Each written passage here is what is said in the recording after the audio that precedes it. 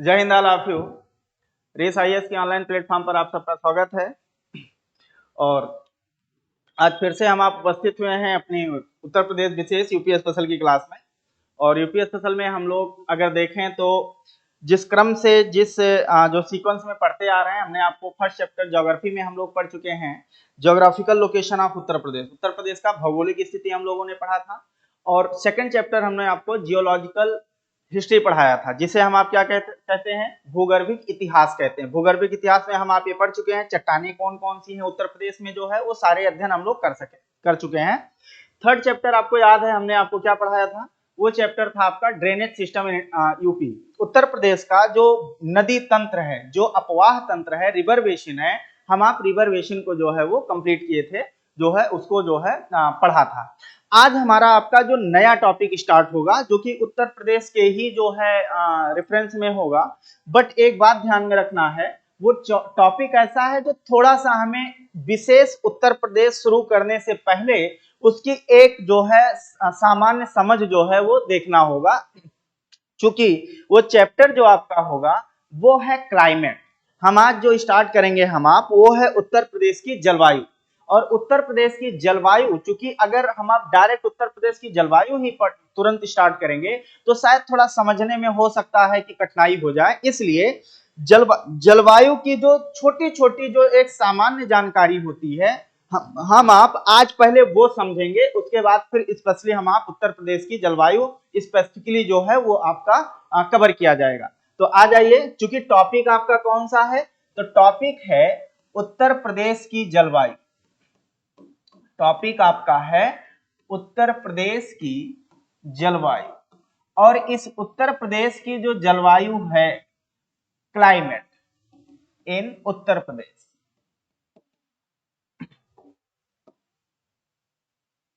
हम आप क्या देखेंगे, तो वो है आपका क्लाइमेट इन यूपी। इसको शुरू करने से पहले हम आप थोड़ा सा पहले ये समझते हैं कि आखिर क्लाइमेट का क्या जो है कॉन्सेप्ट है। सबसे पहले हम आपको बताएंगे जिसे हम आप क्या कहते हैं, जलवायु कहते हैं, क्लाइमेट। आ जाइए, इसको समझने से पहले अगर हम आप देखें तो पृथ्वी पर एटमॉस्फेयर है। पृथ्वी पर क्या है, वायुमंडल है। और पृथ्वी का जो वायुमंडल है, जिसे हम आप क्या कह सकते हैं कि वायुमंडल क्या है, वायुमंडल इज एन जो है एनवलप है। वायुमंडल एक क्या है, एक एनवलप है। वायुमंडल एक आपका तंबू है जो हमें चारों तरफ से क्या होता है, वो घेरे रहता है। अब अगर वायुमंडल की हम आप बात करें तो वायुमंडल में बहुत सारे जो है आपको गुड्स या बहुत सारे जो है एलिमेंट्स मिलेंगे। एलिमेंट्स आपको जो है वो वेरियस गैसेस मिलेंगी, आपको डस्ट पार्टिकल मिलेंगे, है ना। आपको अगर अर्थ सरफेस पे वाटर है तो आपको शायद जो है वायुमंडल में ही जो है आपको ह्यूमिडिटी के या मॉइस्चर के पार्टिकल मिलेंगे। अब ये सब जो वायुमंडल है, इन्हें वायुमंडल के एलिमेंट्स बोला जाता है, या इसे ही कंपोजिशन कहा जाता है, मतलब कंपोजिशन ऑफ एटमॉस्फेयर। जब इसी एटमॉस्फेयर, कंपोजिशन ऑफ जो एटमॉस्फेयर है, जब इसमें थोड़ा बदलाव होता है, थोड़ा वेरिएशन होता है, तो इसी वेरिएशन के कारण क्या होता है कि हमारे वायुमंडल में बदलाव जो होता है, वो बदलाव कहीं ना कहीं हमें देखने को मिलता है मौसम के रूप में। और जो मौसम है, वेदर है, जब वही वेदर आपके जो वेदर है उसको जब आप एक लंबे समय तक के लिए अल्टरनेट तरीके से लॉन्ग टर्म के लिए जब आप उसके काल के लिए उसको जब आप अध्ययन करते हैं तो उसे जलवायु कहा जाता है, बेसिकली अगर हम लोग ऐसे बोले। लेकिन आइए हम आपको यहां पर समझाते हैं कि आखिर जलवायु का क्या कॉन्सेप्ट है। तो सबसे पहले अगर आप देखिए तो जलवायु दो वर्ड से मिलकर के बना है। एक है आपका जल, क्योंकि ऐसे समझ लीजिएंगे तो आपको जो है कभी भूलेगा नहीं। और एक है आपका एयर, दैट इज जिसे हम आप क्या कहते हैं, वायु कहते हैं। अब ये जो जल है, जल एक लिक्विड है, इतना तो हम आप जानते हैं, ये क्या है, द्रव है। लेकिन यह एक अपसामान्य द्रव है, दैट इज आप ये कह सकते हैं कि यह एक अपसामान्य लिक्विड है, ये आपका एक एबनॉर्मल जो है कैरेक्टर वाला लिक्विड है, एबनॉर्मल है। अब इस द्रव, जो ये द्रव है दैट इज वाटर, और ये एयर है यहां पर, और एयर का मतलब हम आप जानते हैं कि इसका अर्थ होता है मिक्सचर ऑफ गैसेस।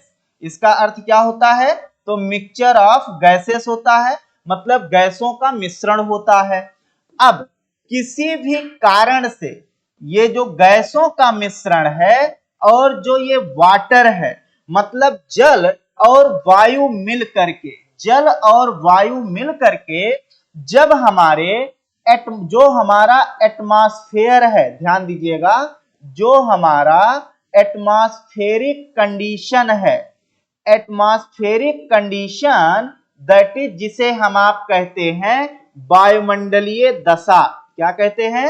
वायुमंडलीय दशा, मतलब जो वायुमंडल की अलग अलग फेजेज हैं, दशाएं हैं, जब ये वायुमंडलीय दशा में, एटमॉस्फेरिक कंडीशन में क्या हो जाए? वो हो जाए वेरिएशन। क्या हो जाए? वेरिएशंस हो जाए। दैट इज, जब वायुमंडलीय दशा में क्या होता है? परिवर्तन होता है। अब वायुमंडलीय दशा में परिवर्तन कैसे? जैसे हम आप देखते हैं, एक ही दिन में सुबह मौसम कुछ और होता है और शाम को मौसम कुछ और होता है। कभी आंधी चलने लगती है, कभी तेजी से हवा चलने लगती है, कभी हम आप देखते हैं हल्की फुल्की बारिश शुरू हो जाती है। इसे कहा जाता है एटमॉस्फेरिक कंडीशन, और ये वेरिएट होता है।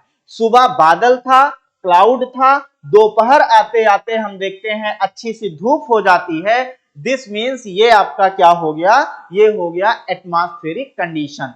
ठीक, और इस एटमॉस्फेरिक कंडीशन में अगर बदलाव हो जाए, परिवर्तन होने लगे, तो ये जो वेरिएशन होता है, जब यही वेरिएशन, ध्यान दीजिएगा, जब यही वेरिएशन आपका लंबे समय के लिए हो जाए, अगर ये वेरिएशन लॉन्ग टाइम के लिए होता है, मतलब कि दीर्घ काल के लिए होता है, लंबे समय के लिए, दीर्घ काल के लिए, और एक होता है जो शॉर्ट पीरियड के लिए होता है, दैट इज शॉर्ट टाइम के लिए होता है, जिसे हम आप क्या कहते हैं? जिसे हम आप जो है थोड़े समय के लिए होता है, मतलब कि थोड़े समय के लिए ये होता है। अब ये, या अल्पकाल के लिए कह लीजिए, अल्पकाल, दीर्घकाल और अल्पकाल के लिए। तो जब दीर्घकाल के लिए ये वेरिएशन होता है, तो इस दीर्घकालीन वेरिएशन को कहा जाता है क्लाइमेट। अगर यही बहुत लंबे समय के लिए ये बदलाव देखने को मिलता है, तो इसे हम आप क्या कहते हैं? इसे हम जलवायु कहते हैं। लेकिन अगर वही घटना, वही अगर आपका वेरिएशन, ये वेरिएशन अगर थोड़े समय के लिए होता है, अल्पकाल के लिए होता है, तो इसे ही कहा जाता है वेदर। इसे क्या कहते हैं? वेदर कहते हैं, और इसी का नाम होता है मौसम। ध्यान दीजिए, जब वायुमंडल में जो परिवर्तन है, एटमॉस्फेयर में जो चेंज है, अगर वो चेंज आपका लॉन्ग ड्यूरेशन के लिए होता है, तो उसे हम आप क्लाइमेट कहते हैं। और अगर वही ड्यूरेशन आपका शॉर्ट टर्म के लिए होता है, एक दिन, 2 दिन, 7 दिन, 1 महीना, 2 महीने के लिए होता है, तो उसे हम आप क्या कहते हैं? मौसम कहा जाता है। अब समझिएगा, ये जो आपका लॉन्ग टर्म के लिए है, आप ये भी कह सकते हैं कि जैसे अगर आज कहीं पर छोटे छोटे रूप में अगर वेदर में कंडीशन, या सॉरी जो आपका कंडीशन है, एटमॉस्फेरिक कंडीशन वेरिएशन, अगर वो शॉर्ट टर्म के लिए है तो वो मौसम हो गया, अगर वो लंबे समय के लिए है तो वो जलवायु हो गया। अब जरा ध्यान दीजिएगा, जैसे भारत की अगर हम आप बात करें, तो भारत में आपको 3 मौसम मिलेंगे। हमारे यहाँ जो वेदर है, वो 3 वेदर जो है वो आपका जो है हम आप पढ़ते हैं, जो है आपका मेजर फॉर्म में। जैसे आपका एक मौसम होता है जिसे हम आप कहते हैं विंटर सीजन। ध्यान दीजिएगा, ये आपका विंटर सीजन है, दैट इज ठंडी का मौसम है, ठंडी का समय। दूसरा आप जो है देखते हैं कि एक हमारे यहाँ समर सीजन आता है।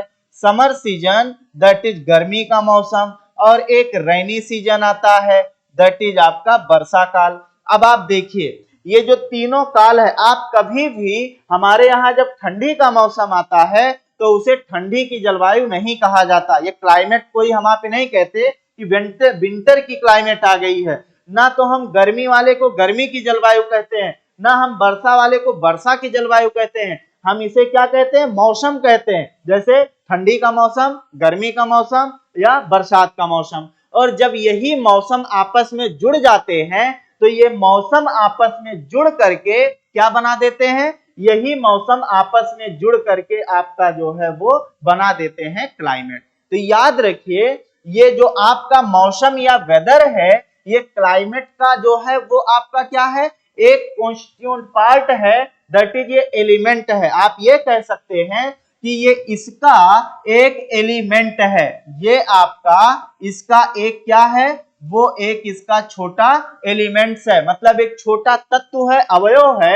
और जब यही वेदर आपके क्या हो जाते हैं तो ऐड हो जाते हैं तो इन्हें हम आप क्या कहते हैं? तो क्लाइमेट कहते हैं। आप ये कह सकते हैं कि sum total of weather conditions and their variation मतलब ये हुआ in an area, किसी भी क्षेत्र में जो वेदर है, आप ध्यान दीजिएगा, सम टोटल वेदर कंडीशन, किसी क्षेत्र में जो मौसमी स्थिति है, जो मौसमी घटना है, मौसमी दशा है, जब उसी मौसमी दशाओं का आप क्या कर देते हैं? सम टोटल कर देते हैं। जब उन्हीं का योग कर देते हैं तो उनका जो योगात्मक रूप आता है, मतलब जो उनका पूरा एडिशन होता है, आफ्टर एडिशन जो आपको रिजल्ट देखने को मिलता है, उसी रिजल्ट को हम आप क्या कहते हैं? उसी रिजल्ट को हम क्लाइमेट कहते हैं। तो ध्यान दीजिए, क्लाइमेट में आपकी जो वेदर जो है आपकी कंडीशंस हैं, जो वेदर कंडीशंस थी, उन्हीं वेदर कंडीशंस को हम आप क्या कहते हैं? जब उनको ऐड कर देते हैं, तो जब ऐड करते हैं उनका सम कर दिया जाता है, तो उनका जो हमें रिजल्ट मिलता है, उसी रिजल्ट को हम आप क्लाइमेट कहते हैं। मींस आप कह सकते हैं कि क्लाइमेट इस वेदर कंडीशन का एक क्या है? एक ब्रॉडर रूप है, मतलब एक बड़ा रूप है। वेदर को थोड़े थोड़े वेदर कंडीशन को ऐड ऑन करोगे तो वो आपका क्लाइमेट हो जाएगा। नेक्स्ट पॉइंट ध्यान दीजिएगा कि ये आपका जो क्लाइमेट है, ये जो हमने सम की बात की है, तो ये जो क्लाइमेट है आपका, ये आपका अभी हमने कहा था कि लॉन्ग पीरियड के लिए या लॉन्ग टाइम के लिए होता है, किसका? वो वेदर कंडीशन और देयर वेरिएशन। तो ये लॉन्ग टाइम जो होता है वो अप्रॉक्स 30 इयर्स का होता है, मतलब लगभग 30 साल या उससे ज्यादा। अगर एक ही तरह का अल्टरनेट तरीके से अगर वेदर कंडीशन कहीं देखने को मिलता है तो उसे वहां का क्या कहा जाता है? तो उसे वहां की जलवायु कहा जाता है। तो याद रखिए कि जलवायु जो होती है, हम आप सीधा बोल सकते हैं कि मौसमी घटनाओं के योग को जलवायु कहते हैं, या आप ये कहिए कि एक दीर्घ काल के लिए, एक लंबे समय तक मौसमी घटनाओं का जो सम होता है, उसी सम को हम जलवायु कहते हैं। और वो लंबा समय, वो आपका जो ड्यूरेशन है, वो अप्रॉक्स कितना होना चाहिए? तो 30 साल होना चाहिए। 30 से अगर 30 या उससे ज्यादा ईयर्स तक एक ही तरीके का आपका वेदर कंडीशन दिखता है, अल्टरनेट तरीके से दिखता है, तो उसे हम आप क्या कहेंगे? जलवायु कहेंगे। अब जैसे इसको समझने के लिए हम आपको बताएं कि जैसे अगर हम आप इंडिया की बात करें, भारत की बात करें, तो जब आप इंडिया की बात करेंगे तो भारत में अभी हमने इससे पहले नाम लिया भी था कि भारत में आपको 3 प्रकार की क्या मिलेगी? 3 प्रकार के आपको जो है वेदर कंडीशन मिलेंगे। अभी हमने कहा है कि एक तो होता है क्या, एक होती है शीत ऋतु, समझिएगा, एक कौन सी ऋतु होती है, शीत ऋतु, जिसे हम आप क्या कह सकते हैं, तो ये आपका जो है विंटर सीजन होता है, ये आपका विंटर सीजन होता है। दूसरी ऋतु हमने आपसे कहा कि समर होती है, दैट इज समर सीजन होता है, समर सीजन दैट इज जो है गर्मी की ऋतु होती है। और एक होता है इसी का जिसे हम आप वर्षा काल कहते हैं, वर्षा ऋतु के नाम से जो है वो जाना जाता है। तो ये आपका वर्षा काल है और ये आपका जो है वर्षा ऋतु आप इसे जो है बोल सकते हैं। तो ये जो ऋतुएं हैं, अब ध्यान दीजिएगा, मतलब ये रेनी सीजन है। अब समझिएगा इंपॉर्टेंट पॉइंट क्या है कि हमारे यहाँ अप्रॉक्स 4 मंथ, 4 महीने का आपका क्या होता है, तो ये आपकी ठंडी का मौसम हुआ। लगभग 4 महीना हम आप मान लेते हैं ये आपका गर्मी का मौसम होता है, और लगभग 4 मंथ दैट इज 4 महीना हम आप वर्षा का मौसम मान लेते हैं। अब आप देखिए ये जो आपने 4 मंथ वाला इसको पढ़ा, इसे ही कहा जाता है वेदर कंडीशन। इसे क्या कहते हैं, इसे कहा जाता है वेदर कंडीशन।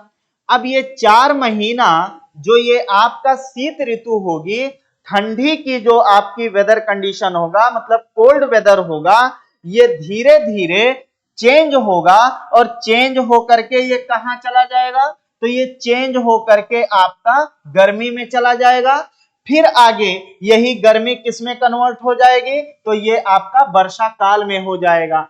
एक समय ऐसा आएगा फिर से ये वर्षा काल आपकी शीत ऋतु में बदल जाएगी और शीत ऋतु फिर से आपकी जो है समर सीजन में, और फिर समर सीजन धीरे धीरे फिर आपका वर्षा काल में। अब आप देखिए ये आपका अल्टरनेट तरीके से ये सर्दी गर्मी बरसात, सर्दी गर्मी बरसात, सर्दी गर्मी बरसात, सर्दी गर्मी बरसात चलता रहेगा। अब जब ये चलता रहेगा तो आप देखिए ये अल्टरनेट है, शीत के बाद आपका जो है मान लिया शीत ऋतु के बाद आपका जो है गर्मी, उष्ण ऋतु मतलब गर्मी की ऋतु, फिर वर्षा की ऋतु। अब ये पैटर्न हम फॉलो कर रहे हैं। अगर यही पैटर्न आपका 30 वर्ष तक देखने को मिले, 30 वर्ष या उससे अधिक, याद रखिए 30 ईयर आर मोर देन, उससे अधिक, अगर ये 30 वर्ष या उससे अधिक ये प्रोसेस, ये अल्टरनेट तरीके से ये चेंज दिखता है, तो हम उस मौसम के पूरे जो है कलेक्टिव फॉर्म में हम उसे क्या कह दें, वहां की जो है वो जलवायु कह देंगे। अब जलवायु को निर्धारित करने के कई फैक्टर होंगे, आगे जस्ट हम आपको बताएंगे। याद रखिए अलग अलग क्षेत्रों में अलग अलग जलवायु का नाम है, और उस जलवायु का नाम एक तो उनकी लोकेशन के आधार पे है, मतलब वो है कहां, लोकेशन मतलब कि उनकी अवस्थिति क्या है, वो है कहां। और दूसरा जो है इसमें अगर हम आप देखें तो दूसरा पॉइंट क्या है कि वहां पर वेदर कंडीशन क्या है। इनके आधार पर हम पूरी पृथ्वी को वेरियस आर सेवरल जो है आपके जो है क्लाइमेट में डिवीजन किया जाता है। ठीक है, तो याद रखिए जो आपका वेदर है, जब वही वेदर आपका लॉन्ग ड्यूरेशन के लिए वो अल्टरनेट तरीके से वेदर में चेंज होता है, तो उनका जब सम कर लिया जाता है 30 इयर्स आर मोर देन, तो उसी पूरी जो है जो ड्यूरेशन होगा और ड्यूरेशन में जो घटना जो घटेगी मतलब जो वेरिएशन होगा उसे ही हम आप जलवायु के नाम से जानेंगे। तो याद रखिए पहले क्या होगा, एटमॉस्फेयर होगा। एटमॉस्फेयर के आपके क्या होंगे, एटमॉस्फेयर के एलिमेंट्स होंगे, वेरियस गैसेस होंगी, वाटर मॉलिक्यूल्स होंगे, डस्ट पार्टिकल होंगे। फिर आपके एटमॉस्फेयर में क्या होगा, चेंज होगा जिसे एटमॉस्फेरिक चेंज कहेंगे। एटमॉस्फेरिक चेंज अगर वो लॉन्ग टर्म के लिए ना होके शॉर्ट टर्म के लिए है, दैट इज आपका 1 दिन 2 दिन 7 दिन 1 महीना 2 महीना 3 महीना 4 महीने के लिए है, तो उसे हम आप मौसम कहेंगे। अगर वही मौसम का जो ये बदलने का है मौसम जो है, अगर वो अल्टरनेट तरीके से एक ही पैटर्न को फॉलो कर रहा है विद इन द ईयर, तो उसे हम आप क्या कहेंगे, जलवायु कहेंगे। तो जलवायु एक ब्रॉडर पर्सपेक्टिव में यूज किया जाता है और वेदर एक जो है आपका लिमिटेड जो है आपका कंडीशन होती है, एटमॉस्फेरिक कंडीशन में चेंज होता है। तो आप उम्मीद करते हैं कि आप जलवायु की डेफिनेशन जरूर समझे होंगे कि आखिर जलवायु क्या होती है, जलवायु कैसे जो है वो बनती है। अब हम लोग नेक्स्ट पॉइंट ये देखेंगे कि जो जलवायु है, जलवायु के कुछ एलिमेंट्स होंगे। जैसे जलवायु हम लोग क्या बोलते हैं, सपोज दैट जैसे हमने कहा कि लाइक मेडिटेरेनियन सी क्लाइमेट, मतलब जो आपका भूमध्य सागर है, भूमध्य सागरीय जलवायु। अब भूमध्य सागरीय जलवायु की जब बात की जाएगी तो दो तीन चीजें होंगी कि वहां का वेदर कंडीशन कैसा है, वहां का वेदर कंडीशन अगर है तो वहां पर जो है आपका जो टेम्परेचर है वो कैसा है, मतलब जो वहां का टेम्परेचर है, खासकर एवरेज टेम्परेचर कैसा है। अगर हम टेम्परेचर जान पाए तो हम प्रेशर जानने की कोशिश करेंगे, हम वहां पर चलने वाली हवाओं को पढ़ेंगे, मतलब वहां पर जो है जो विंड्स चलती हैं उनका हम लोग देखें, वो भी क्लाइमेट से जुड़े होंगे। उसके बाद हम लोग वहां पर प्रेसिपिटेशन देखा जाएगा कि वहां पर बरसात कैसे होती है, बरसात होने का क्या पैटर्न है। ये सारी चीजें जब हम आप देखते हैं तो उसे कहा जाता है एलिमेंट्स ऑफ क्लाइमेट, जिसे क्या कहा जाता है, जलवायु के तत्व या अवयव कहा जाता है। तो किसी भी क्षेत्र विशेष की जलवायु पढ़ने से पहले हमें उस क्षेत्र की या जलवायु के क्या एलिमेंट्स होते हैं, जलवायु किन किन तत्वों, किन किन जो है वो आपका यूनिट से मिलकर बनता है, हमें उसको जानना जरूरी है। और जो उसके एलिमेंट्स होंगे वही बाद में किसी क्षेत्र विशेष का जो आपका क्लाइमेट होगा उसे निर्धारित करेंगे, उसे डिफाइंड करेंगे। तो अब हम लोग जस्ट ये तो डेफिनेशन आदि हम लोगों ने पढ़ा, अब हम आपको ये बताएंगे कि जलवायु के तत्व क्या हैं, दैट इज जलवायु के एलिमेंट्स क्या हैं। तो हम आप बात करेंगे किसकी, हम आप बात करेंगे एलिमेंट्स की, एलिमेंट्स ऑफ क्लाइमेट, इसकी बात होगी। और जलवायु इसे क्या कहा जाएगा, जलवायु के अवयव। और ये अवयव होंगे जो ये बताएंगे कि कहीं की जलवायु कैसी होगी। ध्यान में रखिए, जलवायु अगर हम आप पढ़ते हैं तो हमें कुछ बेसिक जो है वो टर्म पता होना चाहिए जो जलवायु में शामिल किए जाते हैं। तो एक लाइन में आप ये बता सकते हैं कि जलवायु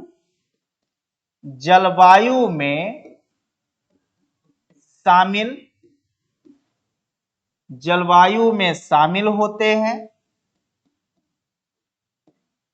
ठीक। ये दैट इज आप कह सकते हैं कि इंक्लूड इन क्लाइमेट। इन्हें हम आप कहां पर जो है वो शामिल करते हैं, तो जलवायु में शामिल करते हैं। अब कौन कौन से एलिमेंट्स हैं, अगर आप किसी क्षेत्र विशेष की जलवायु पढ़ने जाते हैं तो इतनी चीजें हम आप जनरली जानते हैं कि हम उस क्षेत्र के टेम्परेचर की बात जरूर करते हैं, क्योंकि अगर हमें जलवायु पढ़ना है तो ध्यान दीजिएगा, अभी हमने कहा है कि जलवायु के दो ही पैरामीटर हैं, एक बेसिक पैरामीटर है वाटर और एक बेसिक पैरामीटर है एयर। अब यही एयर जो है और जो वाटर है ये कुछ ऐसे फैक्टर्स होंगे जिनसे वाटर और एयर में बदलाव होता रहेगा, और जब वाटर एंड एयर में चेंज होगा तो वेदर हमें चेंज दिखेगा और फिर क्लाइमेट की बात होगी। इसका मतलब कि जो जलवायु है, जलवायु के अगर हम एलिमेंट की बात करें, जलवायु के अगर हम आप अवयव की बात करें, तो जलवायु के अवयव में हम आप एक अवयव की बार बार बात करेंगे जिसका नाम होगा टेम्परेचर। ध्यान में रखिए, जलवायु अगर हमें पढ़ना है तो हमें टेम्परेचर जानना जरूरी होगा। क्यों? क्योंकि किसी क्षेत्र विशेष की जो जलवायु होगी वह जलवायु डिफाइंड किससे होगी? टेम्परेचर से। क्यों? क्योंकि टेम्परेचर उस क्षेत्र विशेष में जो पानी होगा या जो आपका जो है वेदर कंडीशन होगा वो आपका वेरिएट होगा, वो बदलेगा। तो एक तो हम आप इसके एलिमेंट में क्या पढ़ेंगे? टेम्परेचर को पढ़ेंगे, और टेम्परेचर को हम लोग यहाँ पर इसका क्या बोलेंगे? तो एलिमेंट बोलेंगे, अवयव बोलेंगे। तो पहला अवयव टेम्परेचर। जब कभी भी आप कहीं की क्लाइमेट पढ़ेंगे तो हमें टेम्परेचर जरूर पढ़ना होगा कि उस क्षेत्र में एवरेज टेम्परेचर कितना होता है, मिनिमम टेम्परेचर कितना होता है, मैक्सिमम टेम्परेचर कितना होता है, क्योंकि वही टेम्परेचर रेगुलेट करेगा आपके एटमॉस्फेयर में वाटर और एयर मॉलिक्यूल्स के कंसंट्रेशन को। इसका मतलब कि जलवायु के लिए एलिमेंट क्या होगा? जलवायु के लिए टेम्परेचर एक एलिमेंट होगा जो हमारे एटमॉस्फेरिक कंडीशंस को वेरिएट करने में सहायक होगा। नेक्स्ट देखिए, अगला जो इसका एलिमेंट हम आपको बताएंगे वो है आपका दाब। क्या है? दाब है। यहां पर किसकी बात होगी? तो दाब की बात होगी, प्रेशर की बात होगी। अब ये प्रेशर कौन सा होगा? ये जो प्रेशर होगा ये खासकर वायु दाब की बात होगी। ध्यान में रखिएगा, यहां दाब का मतलब वायु दाब, जिसे हम आप एयर प्रेशर कहेंगे, लेकिन आप एयर प्रेशर तभी समझें जब आप प्रेशर समझें। तो हम आप प्रेशर की बात करेंगे। जो प्रेशर की बात होगी कि किसी भी क्षेत्र विशेष में जो प्रेशर होगा वह प्रेशर उस क्षेत्र विशेष में जो एयर होंगी उन एयर्स की जो कंसंट्रेशन होगा उस कंसंट्रेशन को क्या करेगा? प्रभावित करेगा। तो दूसरा सेकंड एलिमेंट्स इसका क्या हो जाएगा? सेकंड एलिमेंट्स इसका एयर प्रेशर हो जाएगा या प्रेशर हो जाएगा।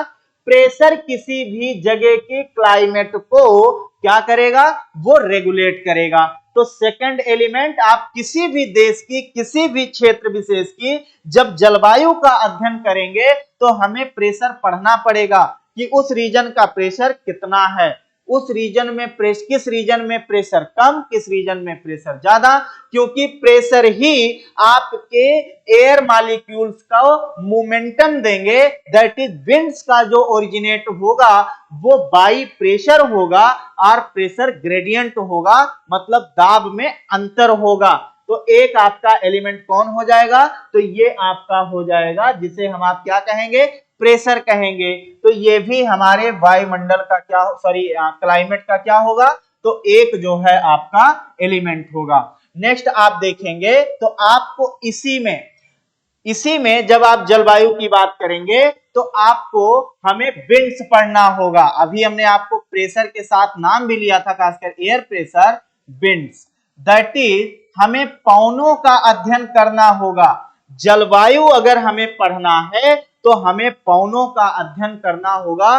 पवन दैट इज विंड्स के बारे में जानकारी रखनी होगी कि किस क्षेत्र में किस प्रकार की विंड्स या किस प्रकार की हवा जो है या पवन जो है वो चलती है।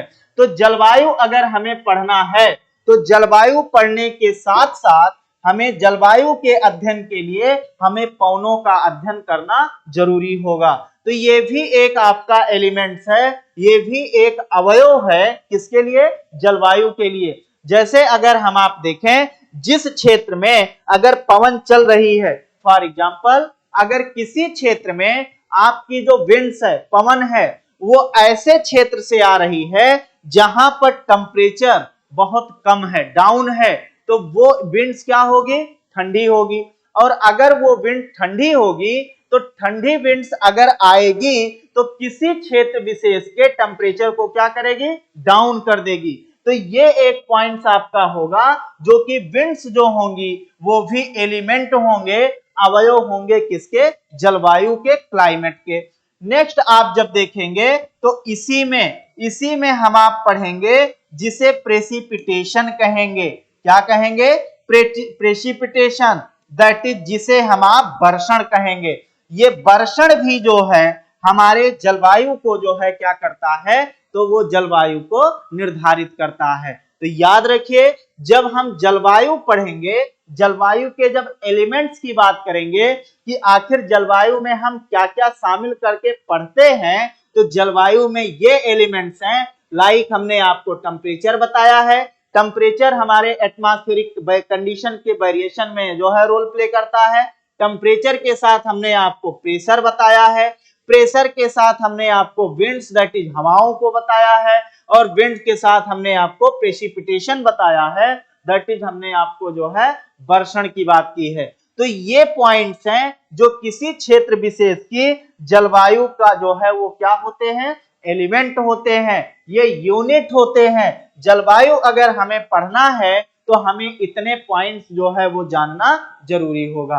आई बात समझ में? तो ये आपके जलवायु के लिए जो है एलिमेंट्स होते हैं, जलवायु के लिए आपके तत्व होते हैं या अवयव होते हैं। हम लोग नेक्स्ट की तरफ अब बढ़ेंगे, नेक्स्ट टॉपिक।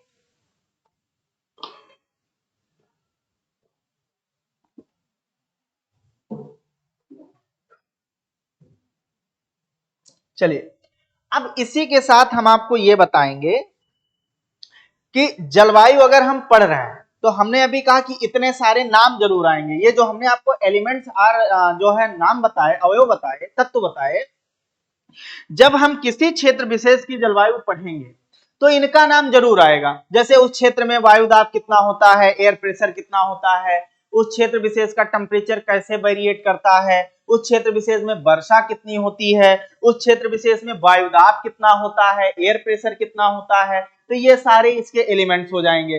अब हम आपको ये बताएंगे कि जो जलवायु है, इंपॉर्टेंट है ये पॉइंट, जलवायु को नियंत्रित करने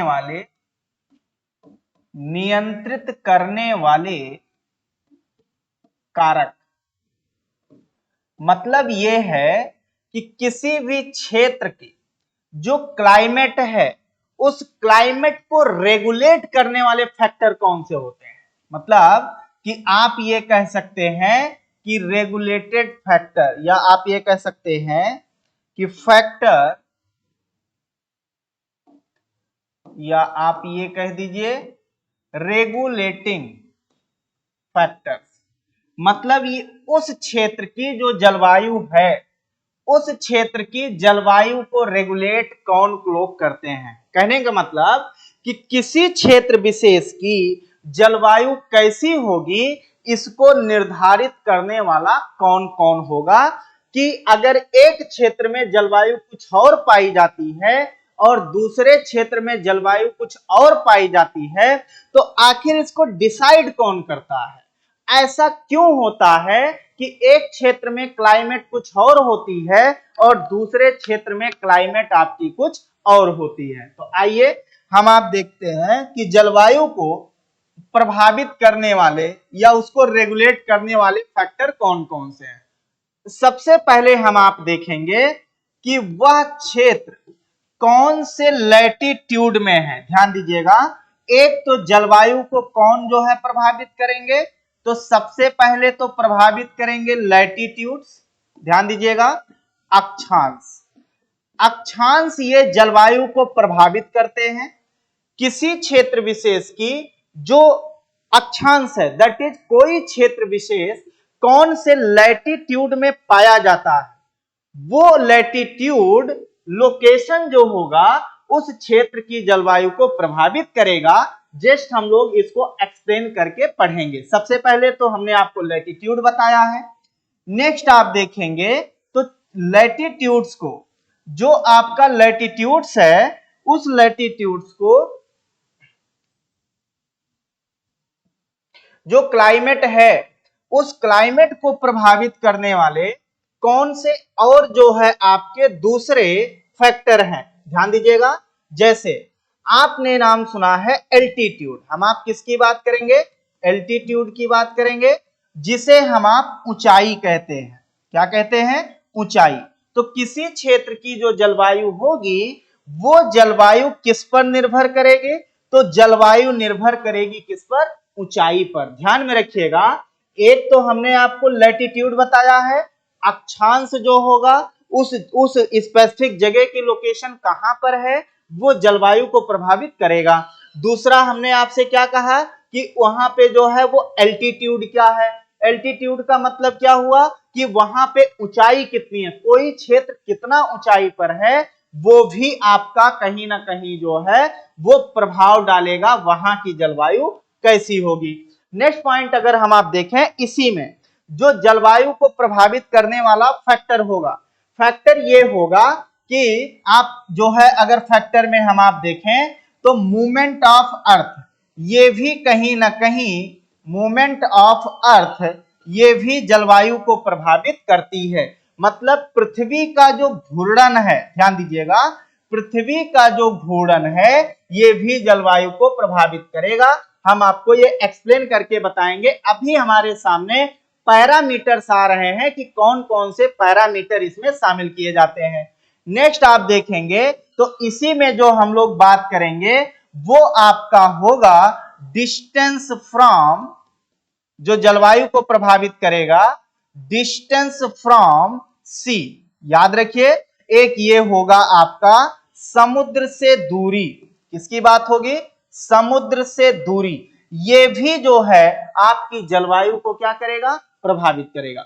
कोई क्षेत्र समुद्र से कितनी दूर है उस पर डिपेंड करेगा कि वहां की जलवायु कैसी होगी।